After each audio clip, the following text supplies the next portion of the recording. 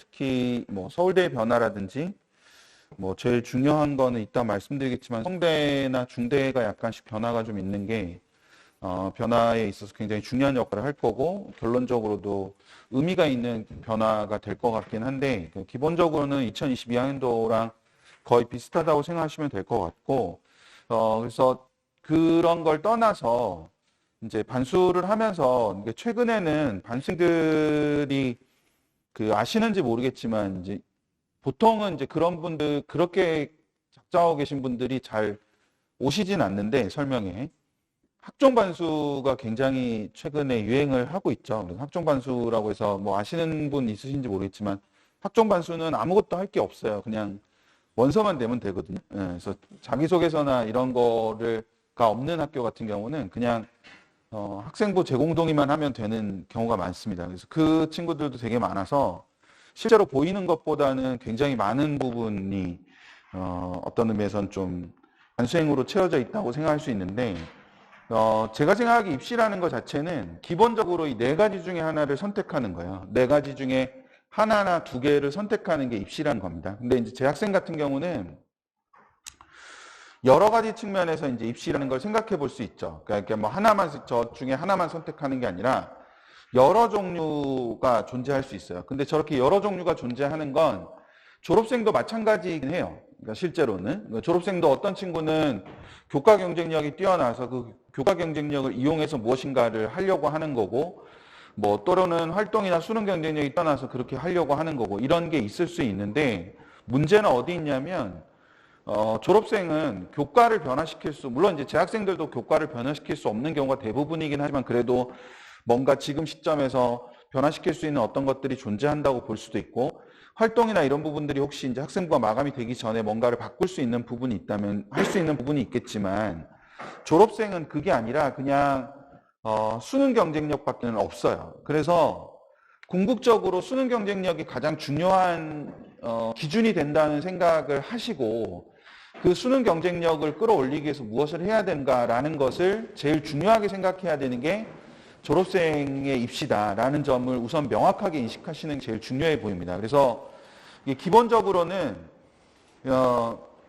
수능 이외의 경쟁력을 무력화시키는 것이 다시 하는 제가 이번 반수반 설명회 때부터는 이제 반수생이라는 말을 거의 안 쓰고 있어요. 그러니까 재수생과 반수생의 차이를 나누는 게 되게 무의미한 상황이라서 재수생이라고 그냥 설명을 하면 수능의 경쟁력 자체를 무력화시키는 거를 해야 된다. 그게 무슨 얘기냐는 건 조금 이따가 설명을 드리고 한 가지만 참고로 부탁을 드리면 특히 학생들이 여기 있는데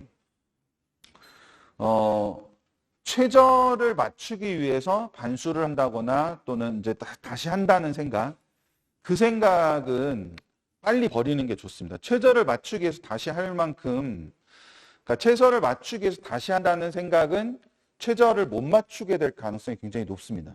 그러니까 공부의 어떤 한계나 이런 것들을 정해놓고 공부를 하기 때문에 그러니까 궁극적으로 수능을 어느 정도 위치까지 올라가겠다라는 생각을 가지고 공부를 해야 결과적으로 그게 최저를 맞춰서 어떤 것들을 만들어내는 결과를 가져올 수도 있는 부분이기 때문에 이게 수능 최저만 맞추면 되겠지라고 생각을 해서 다시 공부를 시작하게 되면 굉장히 문제가 심각해질 수 있다는 것을 꼭 기억하셨으면 좋겠어요. 그러니까 단적으로 말씀드려서 되게 슬픈 얘기이긴 하지만 작년에 수시에서 실패를 했는데 수시에서 실패를 한 이유가 최저 때문이라고 생각하는 분들 되게 많거든요. 근데 정말 냉정하게 오늘 다시 한번 생각을 해보셨으면 좋겠는 게 최저를 맞추면 진짜로 다 붙는 게 맞는지를 한번 생각해 보세요. 최저를 맞춘다고 해서 무조건 다 붙는 건 아니잖아요. 최저를 맞추고 떨어지는 애들 되게 많거든요. 그러니까 최저를 맞추는 게 어떤 기본적인 전제 조건인 건 맞지만 그 최저만 맞춘다고 해서 모든 게 다 해결되는 건 아니거든요. 따라서 공부를 하는 과정에서 최저만 맞추기 위해서 공부를 하는 건 별로 바람직하지가 않습니다. 그래서 그 부분을 잘 생각하시고 준비를 하시는데 단적으로 이렇게 두 명의 친구가 이렇게 있을 때 이 두 명의 친구가 내신 이게 이제 대학 서열이에요. 이게 여기서부터 이제 가고 싶은 대학이고 여기는 안 가고 싶은 대학이겠죠. 그래서 이렇게 대학 서열이 이렇게 있을 때 이 두 친구가 내신이 비슷하다면 이 두 친구가 가는 대학도 서로 비슷해야 돼요. 근데 아주 큰 문제가 하나가 있는데 만약에 이 두 친구가 이렇게 이 친구는 수능을 이 정도로 하고 수능을 이 정도로 한다는 거는 수능으로 갈 수 있는 대학이 이 정도 된다는 뜻이죠. 그리고 이 친구는 수능으로 갈 수 있는 대학이 이 정도 됩니다. 그래서 정리를 해보자면 A라는 친구는 수능으로 갈 수 있는 대학이 내신으로 갈 수 있는 대학보다 더 높은 거고요. 그 B 친구는 수능으로 갈 수 있는 대학이 내신으로 갈 수 있는 대학보다 더 낮은 겁니다. 그랬을 때 제가 앞에서 기억나시는지 모르겠지만 앞에서 재수생의 목표가 뭐여야 된다라고 말씀드렸냐면 수능 이외의 경쟁력을 무력화시키는 거라고 했거든요. 그게 무슨 뜻이냐면 이 친구한테 이 내신은 굉장히 의미가 있지만 A 친구한테 저 내신은 의미가 없습니다. 왜냐하면 수능으로 갈 수 있는 데가 더 좋은 곳이기 때문에. 이걸 바꿔 말하면 이 친구한테 내신은 굉장히 쓸모 있지만 이 친구한테 내신은 굉장히 쓸모가 없는 거거든요. 그래서 지금 이제 다시 시작하게 될 때 제일 중요한 지점은 이게 두 명의 친구가 아니라 이게 지금 현재의 학생인데 올해 수능 시험을 보고 나면 저렇게 바뀌어 있는 게 목표여야 되는 거거든요. 저쪽으로 A가 된다는 뜻입니다. 근데 보통은 이렇게 해서 수능 최저를 못 맞춰서 떨어진 친구들 같은 경우는 수능 최저만 맞추면 되겠지라고 생각을 하고 공부를 하게 되는 경우가 많고 그 경우는 뭐 작년에 경험하셨겠지만 6월이나 9월 모의평가를 보고 수능 최저를 맞춘 친구들 가운데 실제로 수능까지 갈 수능 최저를 맞추는 친구들의 비율이 굉장히 떨어지거든요. 그러니까 6월이나 9월에 이미 한번 맞췄기 때문에 자기가 맞출 수 있다고 생각하는 경우가 되게 많단 말이죠. 그러니까 그거와 똑같이 실제로 공부를 하는 과정에서 최저만 맞추면 되겠다 이런 생각으로 임하면 안 된다는 거 그게 제일 중요한 대목이지 않을까 싶습니다. 그래서 그 부분을 생각을 해두실 필요가 있을 것 같고 특히 반수를 하는 친구들 같은 경우는 마음이 되게 급하니까 이제 마음이 급한 것의 근본적인 원인은 기간이 짧은 거잖아요. 공부를 하는 기간이 짧은 거.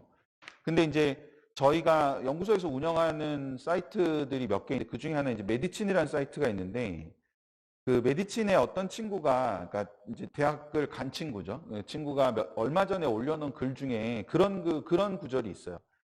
그러니까 이 친구는 군대 갔다 와서 공부해서 대학을 간 거예요. 그 의대를 간 거예요. 그러니까 원래 이제 대학을 다니다가 군대 갔다 와서 4개월 공부해서 의대를 간 건데 굉장히 뭐 공부를 잘하는 천재에 가깝거나 그런 게 아니라 노력을 많이 해서 간 친구죠. 근데 그 친구가 쓴 구절 중에 단기간을 공부했다는 것이 공부의 양이 적었다는 걸 의미하진 않는다라는 표현이 있어요. 그러니까 단기간에 공부해서 내가 결과를 얻었다라고 생각하면 사람들이 공부의 양이 다른 친구보다 적었는데도 성공했다. 그러니까 운이 좋았다. 이렇게 생각할 수 있는데 그게 아니라 단기간에 공부를 했다고 해서 공부의 양이 결코 적었다고 생각하지는 않는다라는 표현을 한 게 있었는데 그런 것처럼 공부를 많이 해야 됩니다. 공부를 많이 해야 되는데 공부를 많이 하는 그 근거가 또는 그 조건 자체가 제가 거듭 강조드리지만 수능 최저를 맞추기 위해서는 절대 아니라는 거죠. 그렇게 접근해서는 원하는 결과를 얻을 수 없습니다. 수시로 수능 최저를 맞춰서 가고 싶은 대학이 있으면 그 대학을 정시로 갈 수 있을 만큼 공부를 하는 게 핵심입니다. 그렇게 해서 그 이전에 정년도에 써먹었던 나의 여러 가지 경쟁력을 올해는 써먹지 않을 수 있을 만큼 하는 게 필요합니다. 그러기 위해서는 굉장히 구체적인 목표가 필요한데 그 구체적인 목표라는 게 어떤 걸 말하는 거냐면 이런 건데 이런 친구가 이제 재수를 한다, 반수를 한다. 올해 대학을 가가지고 반수를 한다. 뭐 그렇게 생각을 한번 해보죠. 근데 여기서 이제 뭘 보셔야 되는 거냐면 사실은 이제 여기 있는 6.3이라는 이 숫자를 보시는 건데 저게 과학탐구 수험생 중에서 6.32% 정도 된다는 의미입니다. 그러니까 사회탐구만 보는 친구들이 있고 과학탐구만 보는 친구들이 있잖아요. 그렇게 하면 저희는 이제 따로따로 누적을 따로따로 매기거든요. 과학탐구랑 사회탐구랑. 그럼 이제 과학탐구로 6.3% 정도 되면 이 친구가 뭐 동대나 건대 정도, 동대나 홍대, 건대는 좀 힘들 것 같고, 물론 이제 작년에는 건대 붙은 친구들이 있지만 저 정도 누적으로. 실제로는 이제 동대나 홍대 정도로 가야 되는 친구예요. 그러면, 반수를 하면서 제일 나쁜 상황은 어떤 거냐면, 야, 넌 목표가 어디야? 그러면 지금보다 좋은데요. 뭐 이런 거거든요. 지금보다 좋은데요라고 대답하는 친구는 둘 중에 하나입니다. 하나는 진짜 아무 생각이 없거나, 하나는 목표가 있는데 그걸 입 밖에 꺼내면 맞은편에 앉은 사람이 비웃을지도 모른다는 생각을 하고 있는 거예요. 그러면 목표는 목표인데 그게 나 스스로도 이루어질 수 없는 목표라고 생각하고 있는 거잖아요.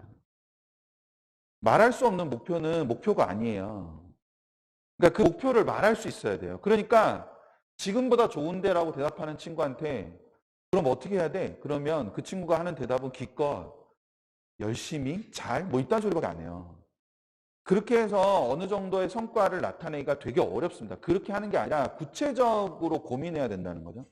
예를 들어서 이 친구가 선생님 저는 그래도 다시 하는 거니까 그래도 중대 이상은 가야 될 것 같은데요. 뭐 이렇게 얘기할 수도 있잖아요. 그러면 그 다음이 중요한 게 뭐냐면 중대 이상을 가기 위해서 몇 문제가 필요한지가 있어야 돼요.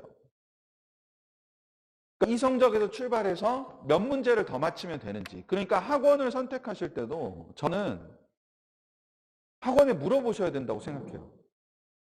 여기 강사 좋냐고 물어보시는 게 아니고 여기 성적 좋은 애들이 많냐고 물어보시는 게 아니라 성적 좋은 애들 많은데 가면 뭐 하실 건데요? 그러니까 그게 아니라 저는 지금 몇 문제를 더 맞히는 게 필요한데 이 학원은 그 몇 문제를 더 맞추게 하기 위해서 뭘 해줄 수 있냐고 그렇게 물어보셔야 되는 거라고 생각해요. 아니면 저는 지금 어디를 가고 싶은데 그럼 몇 문제를 더 맞춰야 됩니까? 라고 물으셔야 된다고 생각해요.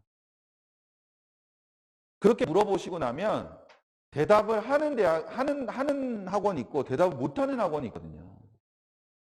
그러면 어디를 보내셔야 될지는 되게 명확하잖아요. 어떤 의미에서 보면. 근데 얘가 지금 이런 상태에서 이렇게 한 문제랑 두 문제, 그러니까 수학 한 문제랑 탐구 두 문제, 탐구를 한 문제씩 더 맞힌다고 가정을 해볼게요. 그러니까 탐구 한 문제씩을 더 맞히고 수학도 한 문제를 더 맞힌다. 그러면 점수가 저렇게 바뀌거든요. 그러면 4.11% 정도가 돼요. 누적상으로. 4.11% 정도 된다는 거는 이제 중대 경희대에 걸린다는 뜻이죠. 근데 여기서 지구과학이 여전히 좀 아쉬운 면이 있고 하니까 저기서 국어 하나, 탐구 하나, 수학 하나를 더 맞힌다 라고 하면 2.69% 정도가 되는 거거든요. 그러면 이제 뭐 이 정도가 걸리는 거죠, 사실은. 연대랑 고대가 걸리는 구조가 되는 거예요. 그러니까 뭐가 진행돼야 되냐면 여기서 출발을 하는 친구가 있는데 이 출발하는 친구가 너 목표가 어디야? 선생님 저는 그래도 다시 공부하니까 연고대까지는 가고 싶어요. 그럼 연고대 가려면 네가 몇 문제를 더 맞추면 돼? 라고 했을 때 답을 할 수 있어야 된다는 거죠. 국어 두 문제, 그러니까 국어 한 문제, 수학 두 문제, 탐구 세 문제를 더 맞추면 돼요. 이렇게 나와야 되는 거예요. 근데 거기서 끝나면 안 되고 국어 한 문제를 더 맞힐 건데 그럼 국어 한 문제를 어디서 더 맞히는지가 나와야 되겠죠. 저는 독서에서 한 문제를 더 맞힐 겁니다. 이렇게 나와야 되는 거예요. 그러면 예를 들어서 저희 계열 학원들은 다 지금 선택 수업을 하고 있기 때문에 그럼 들어와서 어떤 과목을 들을지를 선택하는 게 기준이 저기서 마련이 돼야 된다는 거죠. 물론 기본 전제는 이 위에 있는 점수가 자기 점수여야 되겠죠. 즉 찍은 게 없어야 되겠죠. 그리고 저게 실제로 지금 현재도 저 실력이 유지되고 있는지를 봐야 되겠죠. 저 실력이 유지되고 있지 않다면 저 실력을 메울 수 있는 과목을 또 들어야 되는 거고. 그러니까 공부를 구체적으로 들어가서 하는 게 되게 중요합니다. 실제로. 그러니까 그 부분을 생각을 해두시는 게 중요해서 사실은 생각해보면 되게 웃기잖아요. 저렇게 해서 총 몇 문제냐면 국어 하나, 수학 둘, 탐구 셋이니까 다 합치면 6문제거든요. 그럼 6문제 더 맞추려고 남은 기간 동안 공부하는 거예요. 잠 못 자가면서. 냉정하게 말하면 그게 맞거든요. 6문제 맞히기 위해서, 6문제 더 맞히기 위해서 저렇게 공부를 하는 겁니다. 한 문제 한 문제가 진짜로 중요하기 때문에. 그래서 그런 부분들을 생각을 하실 필요가 있어요. 인문계열도 마찬가지로 지금 이렇게 출발하는 친구가 똑같이 이제 이선에서 출발하는 친구가 결과적으로 어떤 과목에서 몇 문제 더 맞추냐에 따라서 결과값으로 나타나는 게 되게 다를 수 있다. 그래서 그 부분을 생각하셔서 적어도 저기에 대한 대답을 할 수 있는 곳이나 아니면 스스로 저런 것들을 찾아내거나 해서 그 목표를 가지고 공부하는 게 훨씬 더 중요합니다. 입시 환경이 어떻게 바뀌고 하는 것보다 훨씬 더 중요한 게 저런 수능 경쟁력을 끌어올리는 힘이고, 그 수능 경쟁력을 끌어올리기 위해서는 목표가 있어야만 끌어올릴 수 있는 겁니다. 그래서 그 부분을 생각하셔서 저렇게 움직임을 만들어낸다고 좀 염두에도 생각을 해두시면 좋을 것 같아요. 예. 그러니까 뭐 어떻게 느낄지 모르겠지만 제가 오늘 이제 준비를 하다가 그러니까 뭐 예를 들면 이런 거예요. 저희가 가지고 있는 사례 중에 뭐 인문계열 사례 중에 성대 사회과학부를 전년도에 153번을 받고 붙은 애가 있어요. 153번을 받고 붙은 애가 있는데, 물론 이제 성대 사회과는 많이 돌기 때문에 220번까지 돌긴 했는데, 그 친구 자체가 성대가 발표한 70% 컷보다 낮아요. 한산 점수 상으로 70% 컷보다 낮은데, 그 친구와 떨어진 친구 둘 다를 가지고 있는데, 두 친구의 차이가 생윤 2문제 차이거든요. 나머지 점수는 다 똑같고. 그러니까 저희 전 지점에서, 그러니까 다른 지점이었어요. 두 친구가. 근데 한 친구는 성대사과를 최종적으로 붙었고, 한 친구는 성대사과를 떨어진 거예요. 근데 그 두 친구의 문제수 차이가 그냥 생윤 2문제 차이밖에 안 났던 거죠. 생윤 2문제로 한 친구는 붙고 한 친구는 떨어진 거예요. 그러니까 그런 식으로 문제 한 문제 한 문제가 되게 중요한 데다가, 그리고 그 문제들을 어떻게 풀어나갈 건가 또는 어떻게 맞춰갈 건가를 계획을 세우는 게 되게 중요합니다. 이거는 뭐 단지 성대나 이런 쪽에서만 나타나는 게 아니라 기본적으로 저런 현실이 존재하기 때문에 그 구체적으로 좀 보는 게 필요하고, 뭐 아시는 분들도 있으실지 모르겠는데 31일 날 발표가 하나 났는데 6평 접수 인원이 발표가 났어요. 그러니까 6평 접수 인원이 발표가 났는데, 접수 인원은 응시 인원이랑 좀 달라요. 응시 인원하고는 항상 결시가 존재하기 때문에 접수 인원 가지고 모든 걸 다 판단할 수는 없습니다. 그리고 또 하나는 사실 지금 중요한 거는 제가 보기엔 3월 합평 끝나고 나서 저한테 되게 중요해진 거는 미적 인원이거든요. 그러니까 미적 인원이 엄청 늘었어요. 3월 합평에. 전년도 3월 합평과 비교했을 때 비율 자체가 비교가 안 됩니다. 그리고 실제로 전체 3학년 수험생 인원이 줄었는데 3월 학평 수험생 인원은, 응시 인원은 재택 응시도 되게 많았기 때문에 그걸로 단언할 수는 좀 없어요. 전년도와 비교했을 때. 근데 어쨌거나 재학생 규모가 줄어들고 있는 건 분명한데 3월 학평 결과를 보면 사실상 미적 인원은 늘었단 말이죠. 예, 그러니까 미적을 선택한 인원이 굉장히 많이 늘었다는 걸 생각할 수 있는데, 접수 인원은 심지어 선택 과목별 인원이 나오지 않아요. 나오지 않기 때문에 의미가 없기는 한데, 그럼에도 불구하고 하나 볼 수 있는 게, 지금 보시면 졸업생 규모가 2021학년도 이후로 숫자로는 제일 많습니다. 그러니까 2022학년도가 7만 8천 명인데, 2020학년도가 7만 8천 명인데 2023학년도는 저기 보시는 대로 7만 6천 명입니다. 당연히 전년도보다는 높은 거고요. 그러니까 2022학년도와 21학년도가 다 6만 명대 구조였는데 실제로 지금 보시면 저기 보시는 대로 7만 6천 명이니까 굉장히 많은데, 조심하셔야 되는 건 인원이 줄었죠. 그 인원 줄어서 47만 7천 명으로 줄어 있는 상황이에요. 그러니까 줄면 우리가 생각하면 재학생도 줄고 졸업생도 줄어야 되는 게 맞거든요. 예. 근데 재학생은 줄었지만 졸업생은 늘었잖아요. 그래서 옆에 비율 보시면 비율이 굉장히 큰 폭으로 증가한 걸 보실 수 있습니다. 그래서 저래서 뭐 반생이 굉장히 많다 이렇게 생각하실 수 있는데, 이렇게 잘 생각을 해보시죠. 반생이 늘면 그 느는 반생은 무조건 잘하는 애들입니까? 그건 모르잖아요. 그러니까 재수생이 늘었는데 재수생이 는 거는 무조건 잘한 재수생만 느냐 이거죠.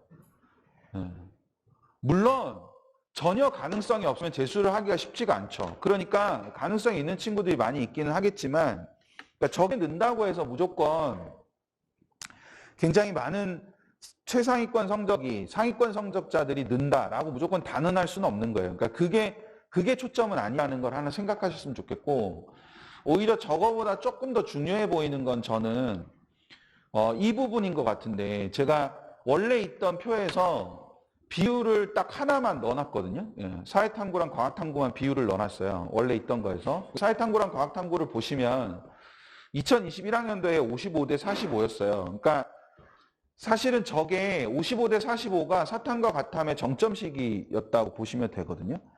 예, 원래는 그랬었어요. 그랬는데 2022학년도에 갔더니 53.6대 46.4가 됐어요.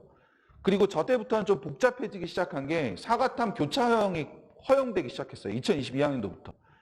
그러니까 2021학년도까지는 사탐 2개만 하든지 과탐 2개만 하든지 그랬단 말이죠. 따라서 이게 그냥 사탐, 과탐으로 딱 나누면 되는데 2022학년도부터는 이게 여기 안에 사탐 하나랑 과탐 하나를 선택한 애들도 다 들어가 있는 거죠. 사탐에 들어가 있고 과탐에 들어가 있고.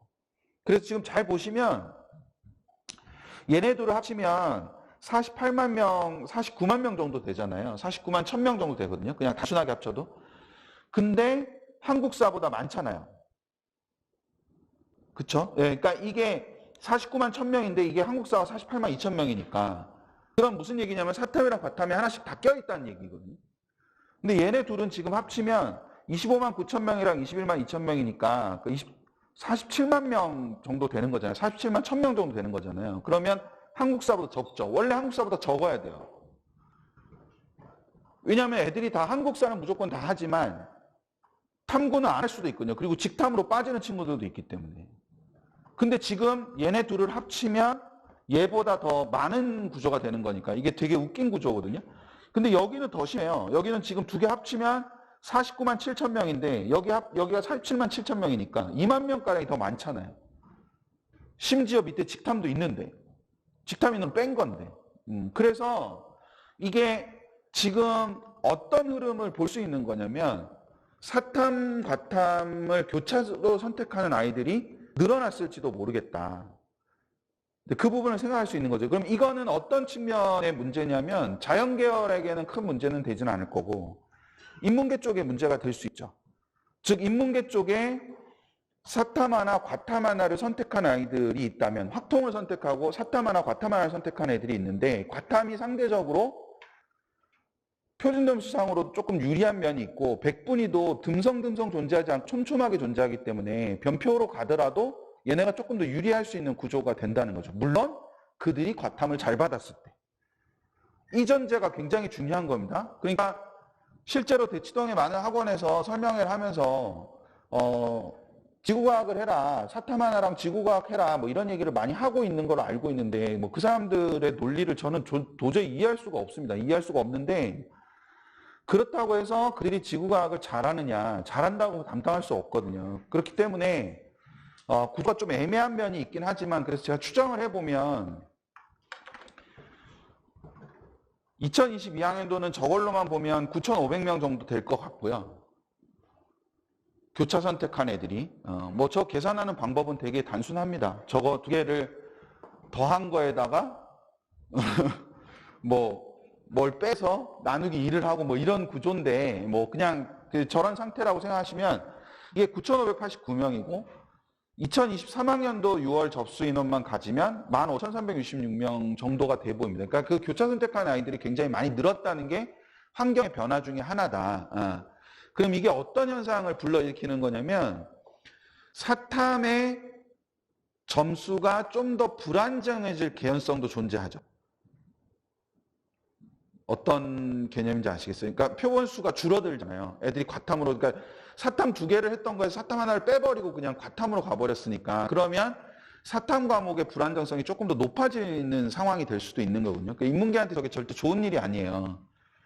그리고 미적의 인원이 늘어나는 것도 어떤 현상이 발생하게 되냐면 미적의 인원이 늘어나는 건 미적을 하고 사탐을 하는 애들이 늘어난다는 개연성을 생각해 볼 수 있는데 문제는 그때 미적 사탐하는 애들이 성적이 대부분 좋지가 않아요. 제가 본 표본은. 그러니까 3월 달에 표본을 봤을 때 미적 사탐 애들의 표본이 좋지가 않거든요. 그러면 어떤 현상이냐면 작년 9월 달부터 어떤 얘기가 돌았었냐면 어차피 찍고 잘 거면 미적을 찍고 자라 뭐 이게 돌았어요. 예.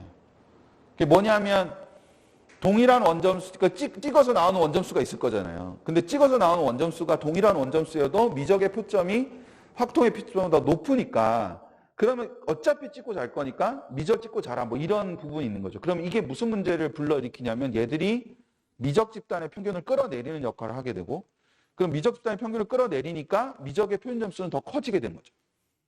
그리고 확통에 남아있으면 확통의 평균을 끌어내려서 확통의 표준 점수를 크게 해줘야 되는 애들이 빠져버리니까 확통의 표점은 또 높아지게 되고 확통의 평균은 높아지게 되고 표준 편차도 줄어들게 돼요. 그러면 확통의 표준 점수는 작아지게 되는 구조가 되는 거거든요. 그래서 이게 되게 좋은 구조가 아닙니다. 지금 현재 상황에서.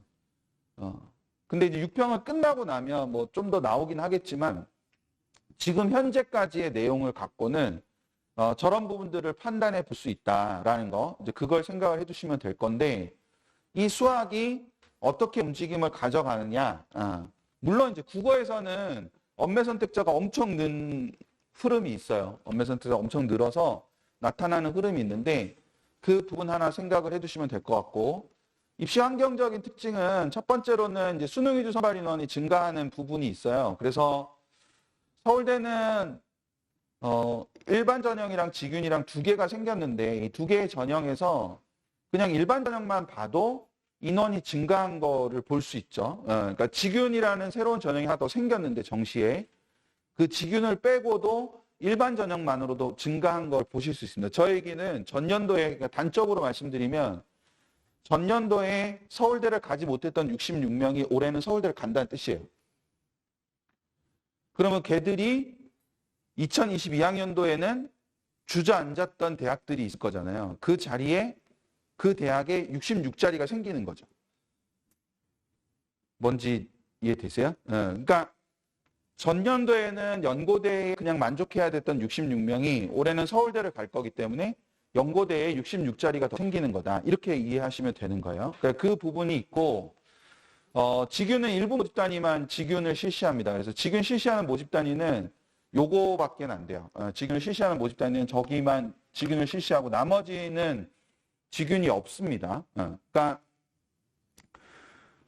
저기 광역이라고 적혀 있는 건 학과로 뽑지 않고 그냥 그 계열로 뽑는 거예요. 그러니까 공학대학도 그냥 그걸로 뽑는 거기 때문에 저기 적혀 있는 대로 학교장 추천 전형이어서 그러니까 학교장 추천을 받아야만 쓸 수 있는 전형인데 여기 인원을 빼가서 이걸 만들었으면 되게 문제가 심각한 건데 여기 인원을 빼가서 만든 게 아니라 여기는 여기대로 늘리고 이거는 수시에서 빼와서 저 인원을 만든 거거든요. 예, 수시에서 빼와서 저 인원을 만든 거라서 그 차이는 수시 지균이나 일반 전형에서 이제 인원이 줄어든 게 있기 때문에 정시 환경 자체에서 변화가 생길 거라고 하실 필요는 없을 것 같습니다. 근데 이거보다 조금 더 입시에 영향을 미칠 수 있는 건 저는 이제 성대와 중대라고 생각이 됩니다. 저기 보시면 중대 인원이 굉장히 큰 폭으로 는 거를 보실 수 있어요.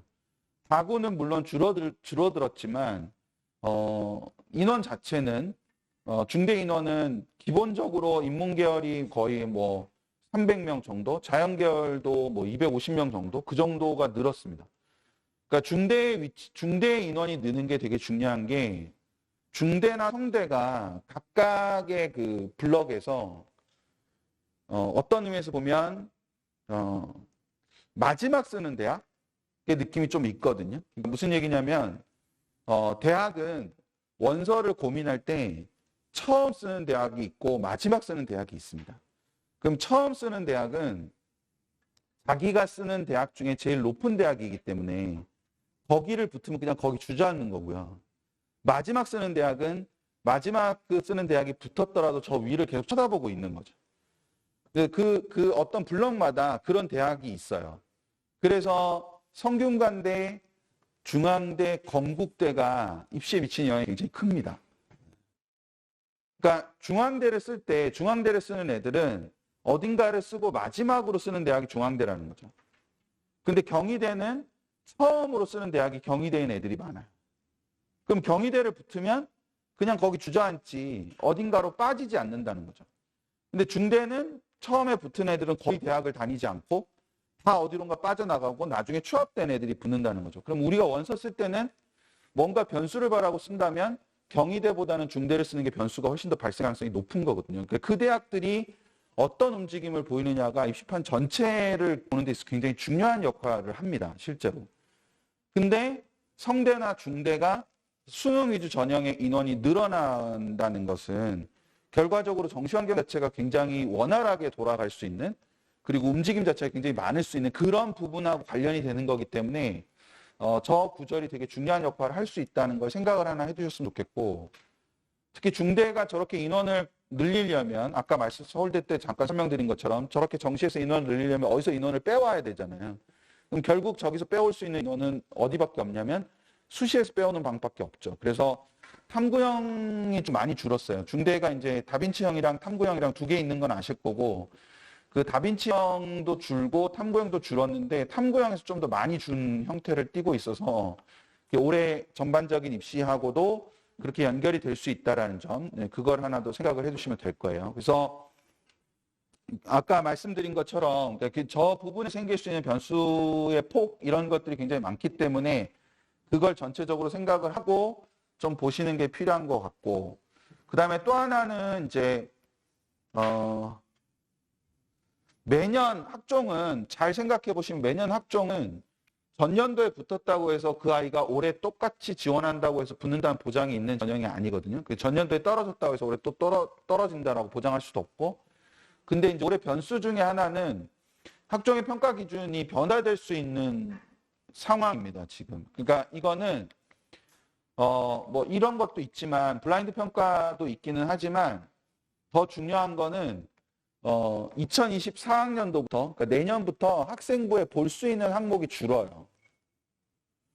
그러니까 독서도 볼 수 없고 수상 경력도 볼 수 없고, 그럼 대학의 입장에서는 어떤 생각을 하게 되냐면 그런 것들이 없는 상태에서 아이들을 뽑아야 되기 때문에, 그러면 대학이 할 수 있는 가장 그 현명한 방법은 뭐냐면 올해를 내년 기준으로 뽑아보는 거예요. 그러니까 내년의 기준을 올해 적용해서 뽑으면 걔들이 한 학기 동안 학교를 다니는 걸 볼 수 있잖아요. 그러면 우리의 기준이 옳았는지 안 옳았는지를 판단할 근거가 생기는 거거든요. 그래서 내년 기준을 올해 적용해서 뽑을 개연성이 굉장히 높습니다. 근데 내년의 기준 중에 이렇게 변경시킨 대학들이 있거든요. 내년 기준을. 그러니까 지금까지는 2022학년도까지는 보통은 저렇게 4가지 기준으로 학생부 종합전형에서 평가를 하고 있던 대학들이 3개의 기준으로 변화시키고 있는 대학들이 있어요. 물론 이제 일부 대학이긴 하지만 기준 자체를 3개로 줄이는 거죠. 그래서 지금 어떻게 어떤 부분을 중점적으로 보고 계신지 모르겠지만 왼쪽하고 오른쪽을 비교해 봤을 때 제일 크게 차이가 나는 부분은 전공 적합성이라는 용어를 표면에 쓰지 않는다는 거예요. 물론 진로 역량 안에 들어가면, 오른쪽에 빨간색으로 되어 있는 진로 역량 안에 들어가면 전공 적합성에 대한 설명이 있어요. 있는데 그걸 표면에 드러내지 않고 빼놨다는 거죠. 그거는 어떤 의미를 갖는 거냐면 전공 적합성이라는 게 너무 좁은 의미로만 해석되는 문제를 대학들도 인식하고 있어요, 지금. 그래서 그게 결코 이제 좋은 방향으로 가고 있지 않기 때문에 그 진로 역량이라는 이름으로 바꿔서 그거를 보려는 움직임이 되게 많이 있습니다. 그래서 이 왼쪽에서 오른쪽으로 변화될 때 제일 중요하게 강조하고 있는 게 뭐냐면 저기 3번에 있는 탐구 능력입니다. 그러니까 학생부 안에서 탐구 능력이 어떻게 보이느냐가 굉장히 중요한 기준점이 된다는 거죠. 그때 탐구 능력은 쉽게 말하면 호기심과 적극성입니다. 저 부분이. 그러니까 뭔가를 궁금해하는 것이 있고 그 궁금해하는 것을 가지고 얼마나 적극적으로 알려고 노력했느냐. 그 부분이 초점이 되는 거기 때문에 그 내용들이 저기 나타날 수 있다는 거, 그걸 염두에 둬서 생각을 해주시면 될 것 같습니다. 그리고 또 하나는 저 부분인데 특히 이제 간호 쪽을 생각하고 있는 쪽이 있으면 되게 조심하셔야 되는, 올해 되게 조심하셔야 되는 부분입니다. 그러니까 뭐냐면 지역인재 선발 비율이 정해져 있어요. 2023학년도부터.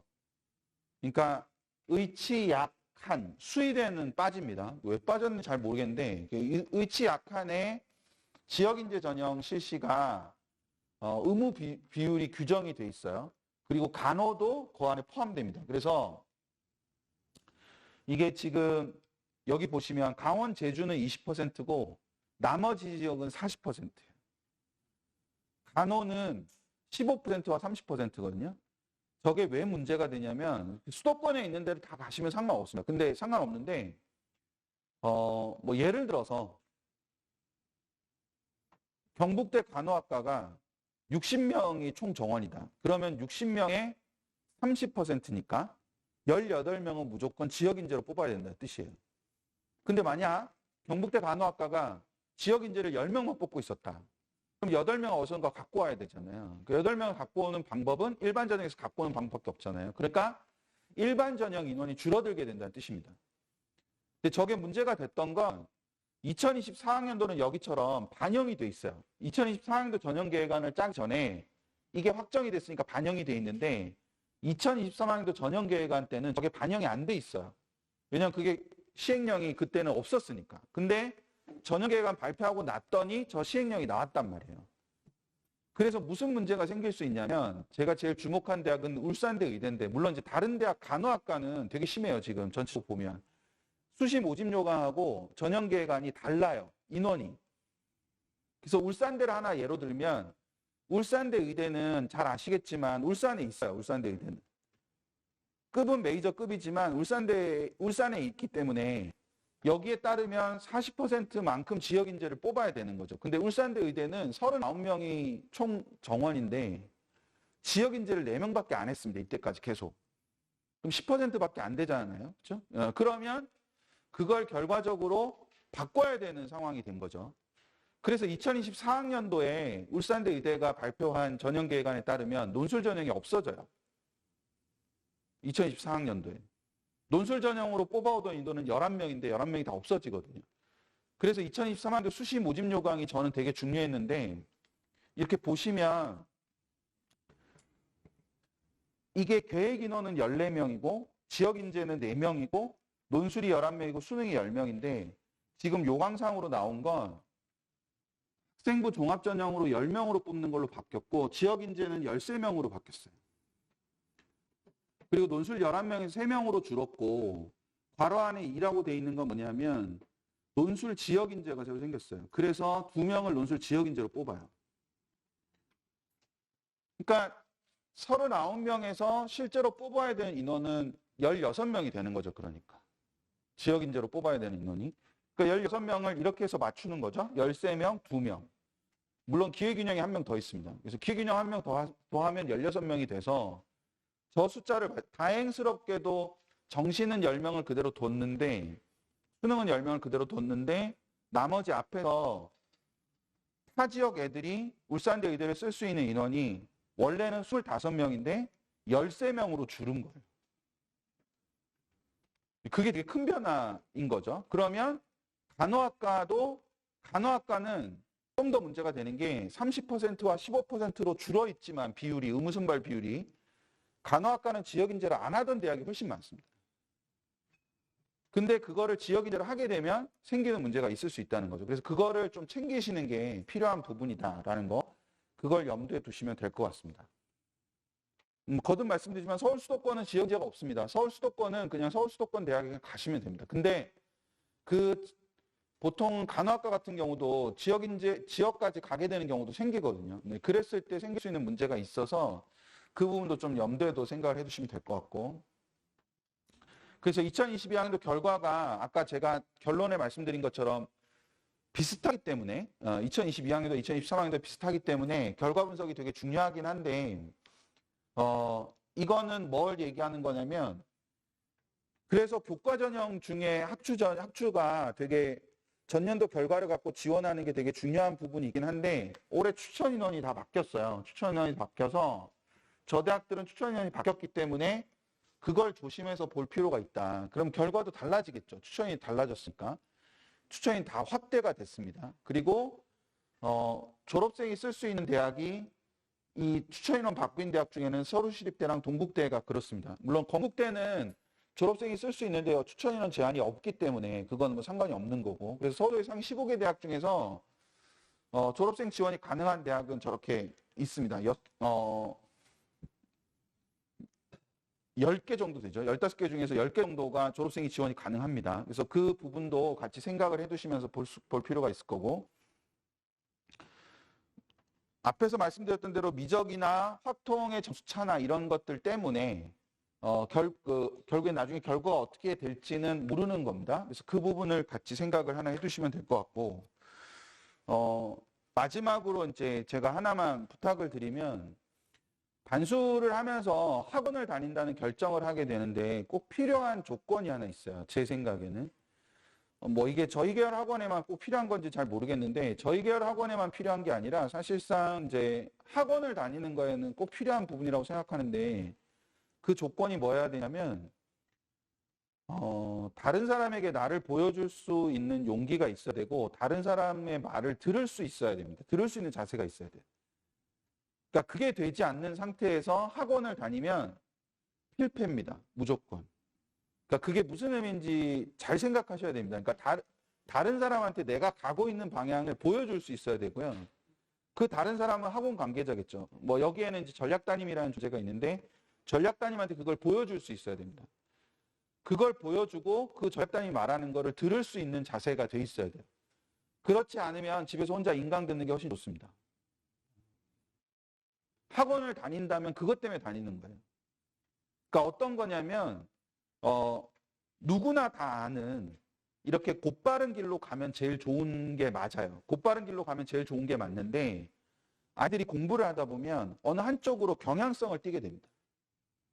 그럼 그 경향성을 옆에서 누군가가 쳐주는 게 되게 중요하거든요. 그걸 쳐준다고 해서 무조건 원래 바른 길로 간다라는 뜻이 아니에요. 그걸 누군가가 치게 되면 의심을 하게 되고, 그러면 적어도 이 바른 길로 오지는 않더라도 바른 길과 평행선을 갈 수는 있거든요. 그게 학원을 다니는 이유입니다. 그게 아니라면 그냥 집에서 공부하는 게 훨씬 생산적입니다. 그래서 학원에서 너 어떻게 공부하고 있니라고 누군가가 물어보는 거를 받아들일 수 있어야 되고요. 그러면 어떻게 공부하고 있다고 말할 수 있어야 됩니다. 그게 학원을 다니는 조건이에요, 저는. 당연히 학원을 찾으실 때도 그런 게 가능한 학원을 찾으셔야 되는 겁니다. 그게 되게 중요한 포인트거든요. 예. 그러면 학원은 얘가 오른쪽으로 치우쳐서 가고 있으면 왼쪽 얘기를 할 거고요. 왼쪽으로 치우쳐 가고 있으면 오른쪽 얘기를 할 거예요. 그게 말이 바뀌겠죠, 애들마다. 그렇다고 해서 무조건 그 사람의 말을 따라야 된다는 게 아니라, 그 과정을 통해서 내가 좀 더 좋은 길, 좀 더 완전에 가까운 길, 그 길을 가고자 하는 거기 때문에 학원을 다닌다는 게 그런 구조라는 걸 이해하셨으면 좋겠습니다. 그래서 어떤 의미에서는 청솔은 간섭이 많은 학원일 수도 있고요. 개입이 되게 많은 학원일 수 있어요. 근데 그거를 되게 자연스럽고 그리고 당연하게, 그러면서도 내가 중간중간에 어떤 것들을 확인하려고 그런 것들을 활용하는 자세가 돼야 학원에 다니는 게 의미가 있지. 그렇지 않으면 오히려 역효과가 나기 때문에 그 부분에 대한 마음의 준비를 좀 하는 거, 그게 중요하지 않을까라고 생각이 됩니다. 네, 저는 오늘 여기까지 하도록 하고요. 네, 뒤에 이제 그 학생 연사하고 그 다음에 이제 원장님의 학원 소개까지 들으시면 되겠습니다. 네, 고생하셨습니다.